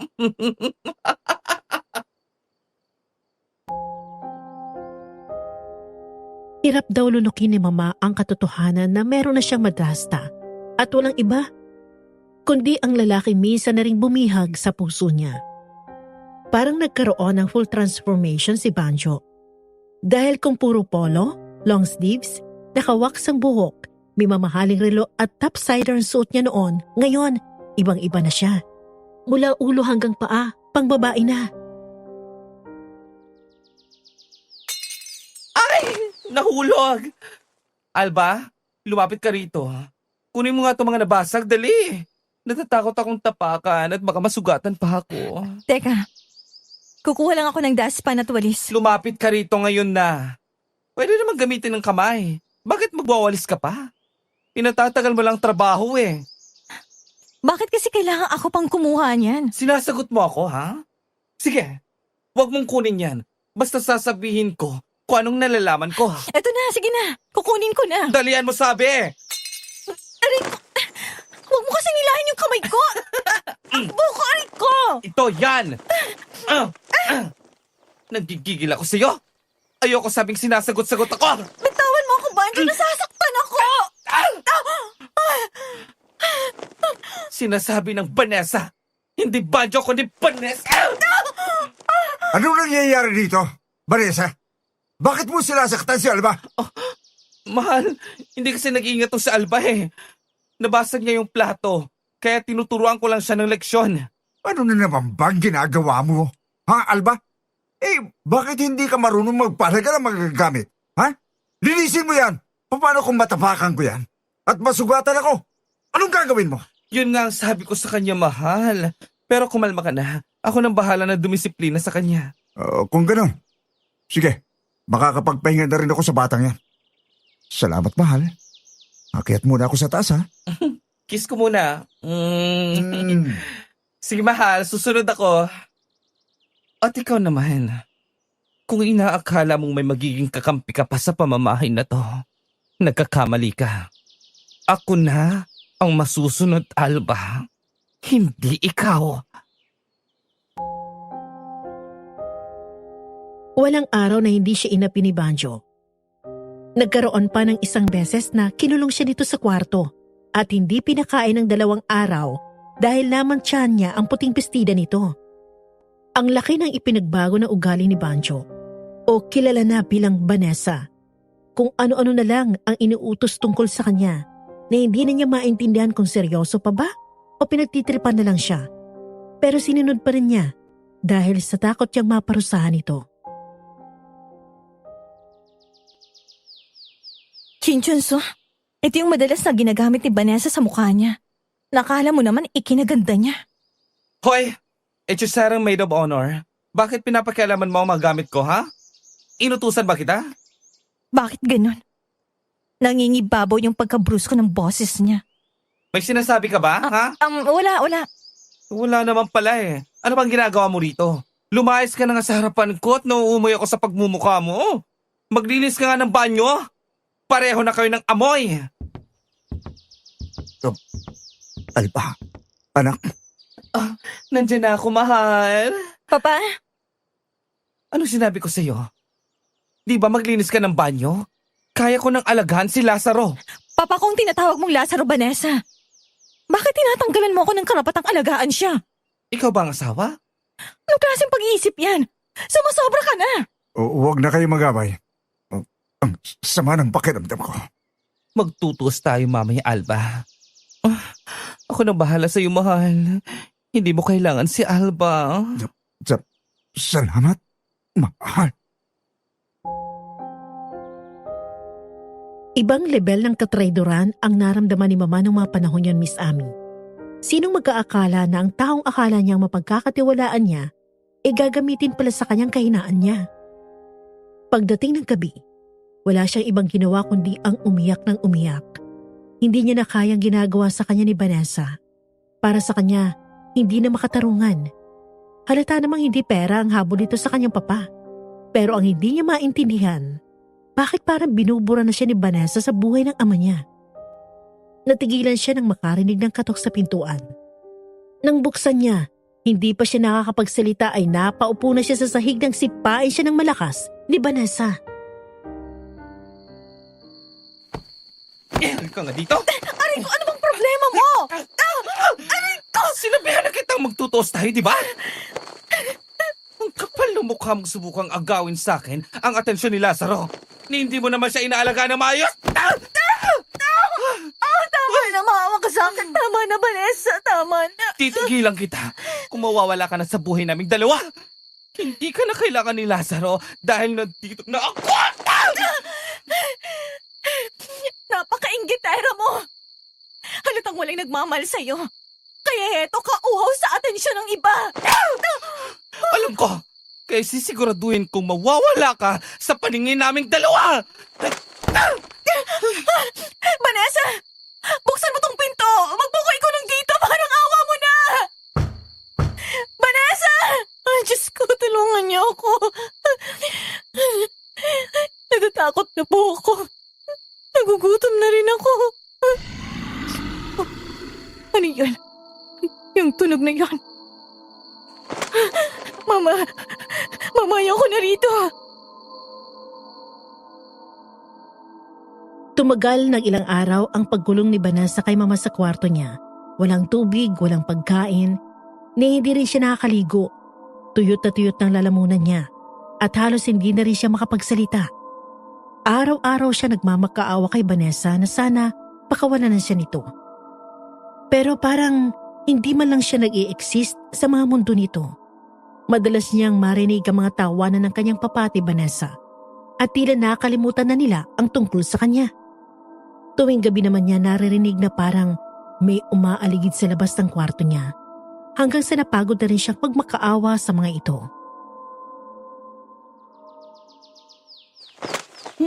Wala na siguro to. Vanessa, anong ginagawa mo rito? Akala ko pa naman patay ka na. Ililibing na sana kita eh. Huwag mo akong hawakan. Napakarumi ng kamay mo. Gutom na ako. Uhaw na rin ako. O sige, pakakainin kita. Basta susundin mo ang inuutos ko sa'yo pagkatapos. Kahit ano pa yan. Gusto ko lang talagang makakain. Sumunod ka sa akin. Ubus na ang gamot ng papa mo. Kaya kailangan lumabas ka ng mansyon at bumili ng gamot niya. Kailangan bago magabi ay makabalik ka rito. Naintindihan mo ba? Lalabas. Pero diba sabi mo delikado sa labas? Kaya nga babalik ka bago magtakip silim, di ba? Ayaw mo. Mas mabuti pang ikulong na lang kita ulit. Hindi! Ayoko! Sinisigawan ba ako? Hindi ko sinasadya. Talaga lang. At wag na wag mo kung susubukan. Oh, kainin mo. Anong pagkain to? Soup number 5. Kakainin mo ba o hindi? Huwag kang maarte ha. Mabuting at pinapakain pa kita. Che! Oo. Bago lang kasang lasa nito sa tiyan ko. Sa tingin mo ba may pakialam ako sa'yo? Dalian mo na. Malapit nang magdilim mo. Mabilis na sinunod ni Mama si Vanessa at pagkatapos ay naligo pa bago siya tuluyang lumabas ng mansyon. Hindi na nga niya nakita ang kanyang papa, kaya wala siya ideya kung ano na bang lagay nito. Ang plano niya raw sana, bibilisan niya lang bumili para makabalik siya kaagad sa mansyon. Pero hindi pa man siya nakakalayo, ay naramdaman niyang may humampas sa ulo niya, dahilan para bumagsak siya sa semento. Bago magdilim ang paningin niya, nakita niya kung sinong gumawa nito. Ang nakangiting tagumpay na si Vanessa. Pagbukas niya ng mata niya, unang bumungad sa kanya ay mukha ng isang matipuno at gwapong lalaki. Napabangon agad si Mama at dilibot ang paningin niya sa kubo. Agad siyang kinabahan nang makita ang dalawa lang sila sa lugar na yun. Kinapkap niya ang sarili niya dahil baka may nangyari na palang hindi niya alam. Gising ka na pala. Kamusta na ang pakiramdam mo? Nasaan ako? Paano ako napunta sa kubong to? Sinagip kita kasi munti ka nang ialay sa mga aswang. Mga aswang? Isa akong manunugi sa mga aswang, Alba. Matagal ko nang binabantayan ang baring nito. Pero, paano? Sino? Si Vanessa? Narinig ko ang kasunduan nila. Ikaw, kapalit ng paggaling ng ama mo. Tamang-tama ka para sa kanila. Dahil sariwa pa ang dugo mo. Isang birhen. At dahil doon, kaya ikaw ang gusto nilang konsumuhin. Hindi totoo yan. Kailangan ko nang bumalik sa mansyon. Si Papa, mapapahamak siya. Kung aalis ka ngayon, baka hindi ka na makabalik sa inyo ng buhay. Kailangan mo maghanda, Alba. Hindi ko alam kung anong kwento mo. Kung bakit madaling mapapayag ng tao mag-aalay sa'yo ang grupo ni Lakandula para pagalingin ang ama mo. May sakit si Papa. Anong sakit? Normal lang naman nung una pero kinatagalan. Mas lumala na. Halos hindi na nga siya makilala sa sobrang panghihina niya. Kinulong ako ni Vanessa sa kwarto ng ilang araw. Kaya hindi ko na alam kung anong itsura niya ngayon. Hindi yan normal. At hindi rin kita hayaang ipahamak mo ang sarili mo. Tutulungan mo ako. Pero bakit? Hindi mo naman ako kilala. Nakita kita noon pa. Nung bata ka pa. Alam kong isa kang dayo. Alam kong isa kayo sa mga mayayamang pamilya sa lalawigan na to ang umasa sa swerteng dala ng sigbin. Pero ang hindi nyo alam, may kapalit lahat ng yon. Anong ibig mong sabihin? Nakatali na ang mansyon sa sigbin. Kaya kahit pinatay pa ng papa mo ang nilalang na yun noon, ay hindi ibig sabihin noon ay tapos na ang kasunduan. Binalikan nila kayo sa pamamagitan ng mga sakit at paghihirap. Akala ko minalas lang kami. Kasama na yon. Pero dahil malapit nang matapos ang papa mo, ikaw na ang susunod. Hindi lang nag-iisip ang taong nagdala sa'yo sa grupo nila Kandula. Dahil ang hindi niya alam, gagamitin lang kayo ng mga yon para manakop. Hindi natatapos ang sumpa hanggat hindi pinuputol ang sumpa. Anong kailangan kong gawin? Kung gusto mong mabuhay, kailangan mong matutong lumaban. Kung kailangan kong bumalik, babawiin ko ang buhay ko. At lahat ng kinuha sa akin ni Vanessa. Mula sa sandaling yon, hindi na pahinga ang sumunod na mga araw para kay Mama Alba kundi pagkahanda. Noong unang umaga, hindi siya ginising ni Adonis sa pamamagitan ng tawag, kundi ng lamig ng hamog na ipinahid sa palad niya. Yun ang unang aral. Huwag umasa sa babala. Sa mundo ng mga aswang, ang unang pagkakamali ay kadalasang huli na. Tinuruan siya ni Adonis kung paano makinig sa lupa, kung paano nag-iibang tunog ng hangin kapag may hindi na tao ang dumaraan, kung paanong ang mga ibon ay biglang tumitigil sa huni kapag may masamang presensya. Nung una, wala siyang marinig kundi sariling kaba. Pero sa pagdaan ng mga araw, natuto siyang kilalanin ang katahimikan na mali. Ito na ang mga sandatang gagamitin mo. Saan? Parang sangkap naman to para sa pagluluto. Hindi baril ang gagamitin mo. Hindi rin espada. Paano ako lalaban kung ganon? Ito mga to, hindi lang simpleng sangkap. Kita mo tong asin na to. Ito ay hinaluan ng abo ng punong tinamaan ng kidlat. Kapag hinagis ko to sa lupa, ayan, nakita mong umusok, di ba? Oo, Para sa kanila, parang apo yan. ganyan lang. Asin? May kasaysayan ang mga yan.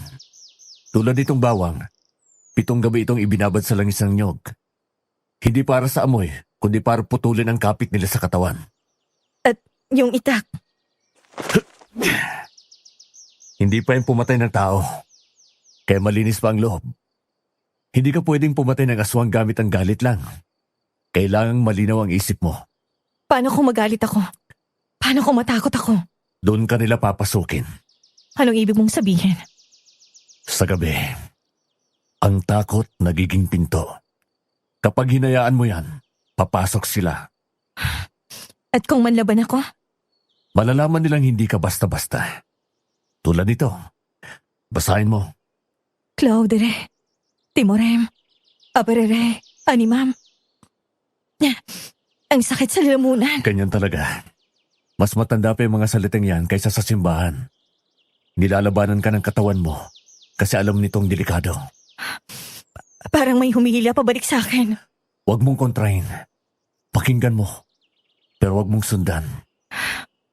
Akala ko pa naman, kailangan kong maging malakas para magawa to. Hindi. Minsan, kailangan mong magpanggap na mahina. Tumakbo? Oo. Hindi lahat ng laban dapat ipanalo.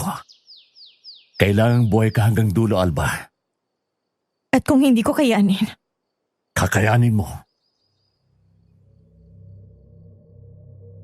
Tuwing gabi, nagigising na lang si Mama dahil napapanaginipan niya ang nangyari sa Lola Karina ko. Pawis na pawis siya at mabilis ang paghinga. Hindi magtatagal ay papasok sa loob ng kwarto si Adonis para manatili sa tabi niya. Hindi siya nito yinayakap o tinatapik sa balikat, kundi tatanguan lang siya nito at ipaparamdam kay Mama na hindi siya nag-iisa. Unti-unti, napapansin niya nagbabago na siya. Hindi lang sa pisikal na anyo, kundi ang tindig, ang tingin, pati na rin ang paraan ng paghinga. Malayo na siya sa babaeng pinangungunahan ng takot. Ngayon, nakokontrol niya na ang sarili niya. At sa bawat araw na lumilipas, mas tumitibay siya. Nagiging handa na. Hindi lang para bumalik sa mansyon, kundi para harapin ang sumpang matagal nang naghihintay na wakasan niya.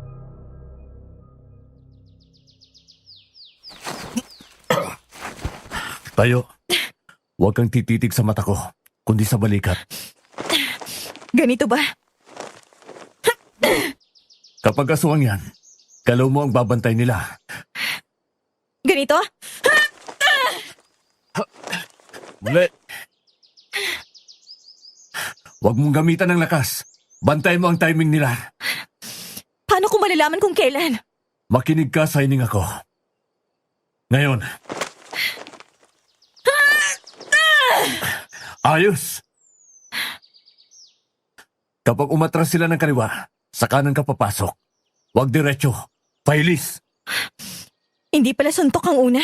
Hindi. Kailangan mo munang umiwas. Tapos gulatin mo sila. Kailan ko ihahagis tong asin?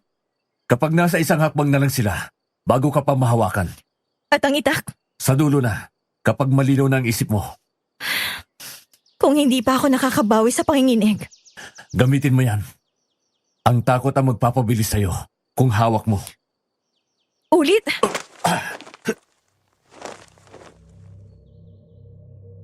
Kasabay ng pagsasanay ni Mama, tinuruan din siya mangaso ni Adonis para daw masanay siyang mamuhay nang hindi umaasang may darating na pera sa kanya para lang makabili ng uulamin. Sa madaling salita, hindi lang siya sinanay ni Adonis na makipaglaban, kundi talaga maging independent na babae. Doon natuto si Mama na kumain ng kamote, uminom ng buko, maligo sa sapa, at tumugis ng mga mababangis na hayop para gawing ulam. Habang ginagawa nila yon, minamanmanan din nilang mansyon. Minsan niyang nakitang lumabas ng mansyon ang papa niya. Nakaupo na ito sa wheelchair at talagang butot balat ang itsura nito. Isang hapon yon, papunta pa lang sana sila sa mansyon nang may humarang sa kanilang grupo. Humanda ka, Alba.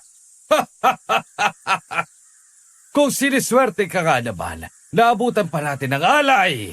Kung sa tingin nyo makukuha nyo ako, pues nagkakamali kayo. Ganun pala. Sugurin niyo sila! Sundin mo lahat ang itinuro ko sa'yo, Alba.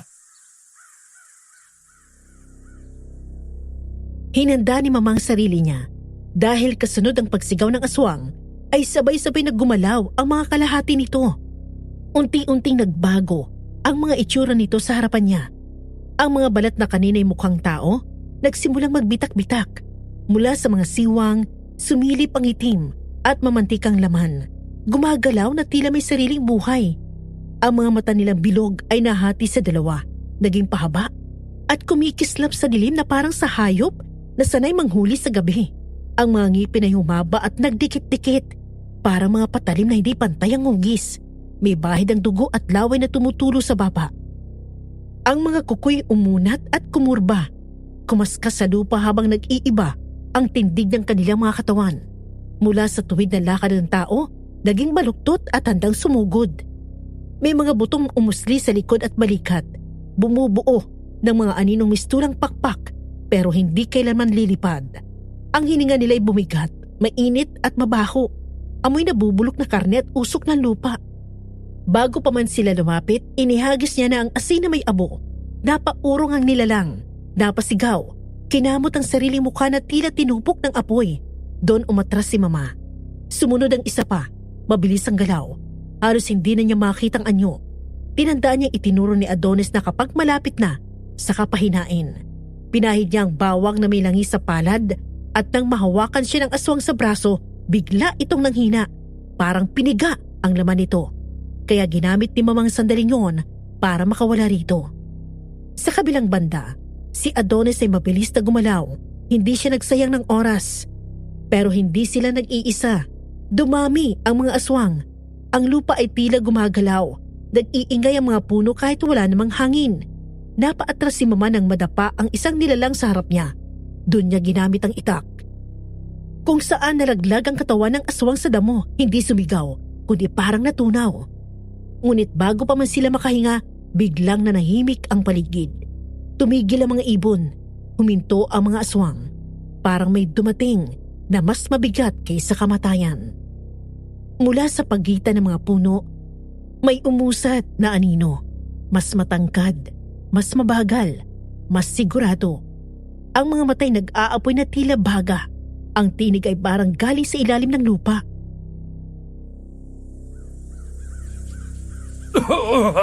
Lakandula! Nagpakita siya. Ikaw? Yung lalaki nag-alok sa akin na tumira sa baryong to. Ikaw ang pinuno ng mga to? Pinuno ka ng mga aswang? At ngayong kilala mo na ako. Kailangan pa ba nating patagalin to? Kailangan ka na naming makuha para patuloy na kami mag-aaral sa baring ito. Lumaban ka, Alba. Hindi ako papayag na makuha mo! Tama na! Hindi ko na kaya mga nangyayaring to. Hindi ko na itutuloy ang pag-aalay sa kanya. Lakandula, itigil na natin to. At sa tingin mo, ganun lang kadali yun ha? Ipinangako mo siya sa amin, kaya hindi pwedeng basta mo na lang siyang kunin. Lahat ibibigay ko. Lubayan niyo lang si Alba. Ako na lang singilin niyo. Dahil ako ang may kasalanan ng lahat ng to. Vanessa? Hinaghintay mo kami ng matagal, Vanessa. Ano sa tingin mo ang ginagawa ko sa mga taong hindi marunong tumupad sa usapan? Pero hindi pa rin naman gumagaling si Lazaro. Wala naman kayong ginawa para umayos ang buhay niya. Araw-araw nagtitiis pa rin siya. Gabi-gabi pinagdarasal niyang sana matapos na lang ang buhay niya. Kaya paano? Paano ko ipagpapatuloy to kung kayo mismo wala kayong ginawa? Dahil hindi mo pa naman ibinigay sa amin ang kapalit. Ano bang kapalit? Ito ba? Hindi ko na kaya. Wala na akong iba pwedeng ialay. Kung kailangan, sarili ko na ang ibibigay ko para maputol ang sumpa. Sa palagay mo, sapat na yon? Alam mo ba ang bigat ng kasunduan, Iya? Gagawin ko. Sa sarili ko. Itinatama ko ang lahat ng pagkukulang ko. Pinuputol ko ng kasunduan sa inyo. Ng kusang loob. Ano? Hindi pwede yon. Hindi pwede basta ikaw na lang. Oo. Ako ang may kasalanan.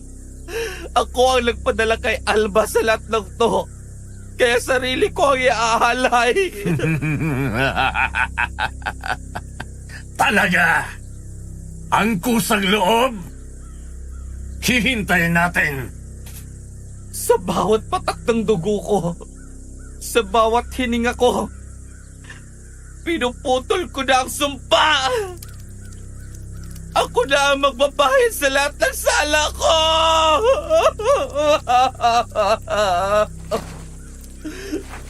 Hindi ko inaasahan. Kusang loob. Pinuputol ko. Pinuputol ko na ang lahat ng sumpa. Alba, buhayin mo ang sarili mo. Alba, ngayon na. Tapusin mo sila. Sa bawat patak ng dugo ni Vanessa, unti-unting nawawala ang dilim sa paligid. Ang mga aswang ay nagulat, tila nagtataka. Ang enerhiya ng baryo, ang sumpang matagal nang nakatali sa mansyon, ay unti-unting napuputol. Ang kapangyarihan ni Lakandula ay nanatili, ngunit hindi na kontrolado ang babae sa harapan niya. Hindi na siya ang susunod. Kasabay ng ungol ng mga halimaw, biglang nagbago ang anyo ng mga nasa paligid. Ang balat ng mga aswang ay tila pumutok, nagbitak-bitak na parang tuyong lupa. At sa bawat hinga nila'y umaalingasaw ang amoy ng bulok at dugo. Ang mga mata nila'y nagningas, hindi pula, kundi kulay abo. Parang abo ng patay na apoy. Sinugod ni Mama ang mga aswang.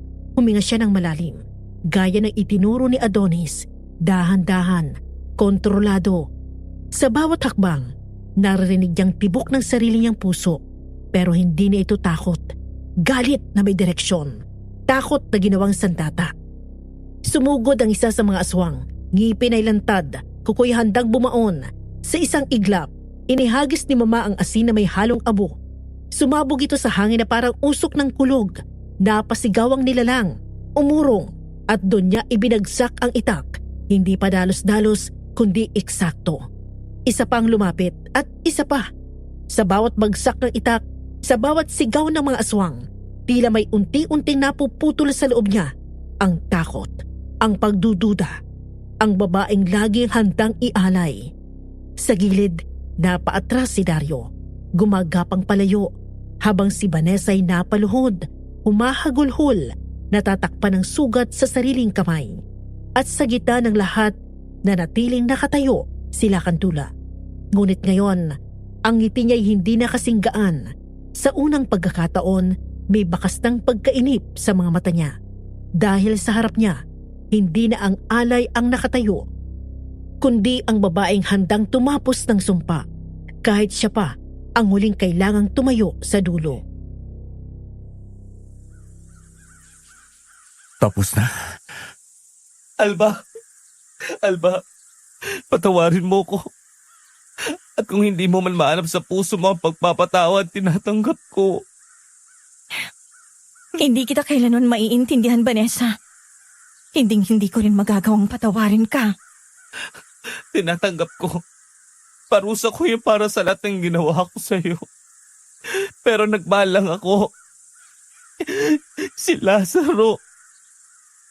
Siya lang ang tanging lalaking rumespeto at nagmahal sa akin. Sa kanya ko lang naramdaman ang pagmamahal ng isang ama. Kaya ganun ako. Nabaliw ako. Nakalimutan kong pati ikaw. Minamahal ako. Buti alam mo. Dahil binigay kong lahat sa'yo, Nagsakripisyo ako. Sinunod ko lahat ng gusto mo. Pinaramdam ko sa'yo na parte ka ng pamilya ko. Pero ako, binura mo sa mundo ko. Mabutit alam mong hindi kita mapapatawad. Tanggapin mo yan gaya ng pagtanggap ko sa lahat ng parusa mo sa akin na hindi naman dapat. Nagmahal lang naman ako, Alba. At ako, hindi ba? Hindi ba kita minahal? Kaya nga para matapos na, ibibigay ko ang sarili ko sa kanila. Anong gagawin mo? Ito ang tanging paraan. Kumapit ka, Alba. Bakit? Bakit sa harapan ko? Wala nang sumpa, Alba. Tapos na. Malaya na kayo ng papa mo. Banjo!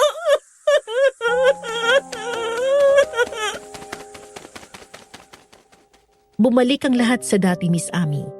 Nakabalik si Mama sa mansyon, pero kasama niya na doon si Adonis.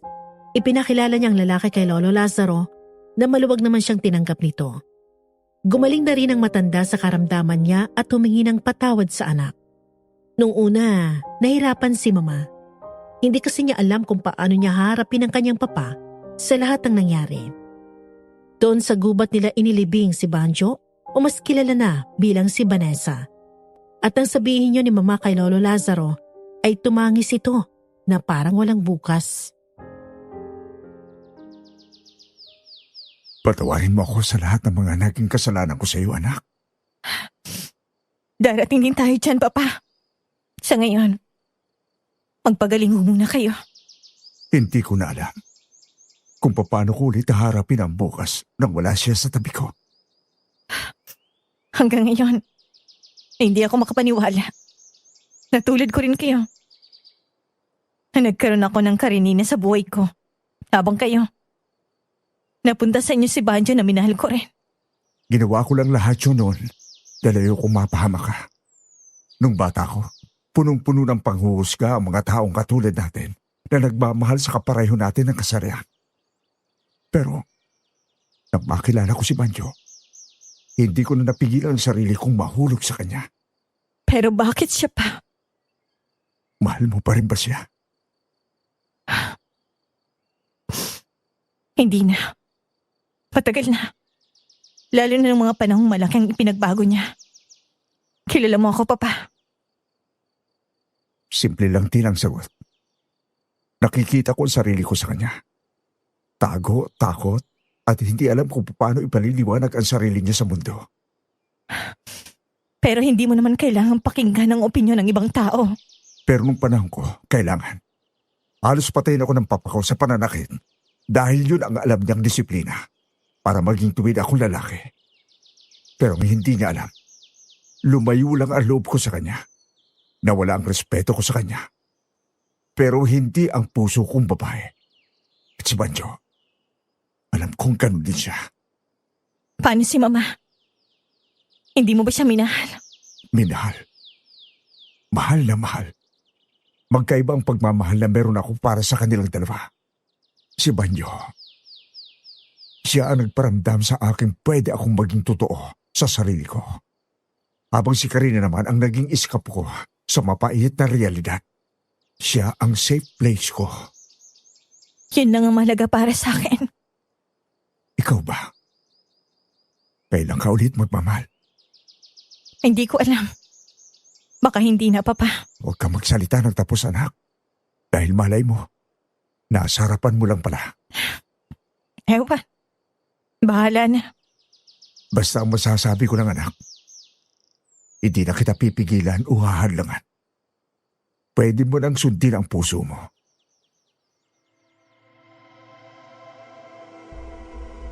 Magmula noon, naging maayos na ang takbo ng relasyon ni na Mama at Lolo Lazaro.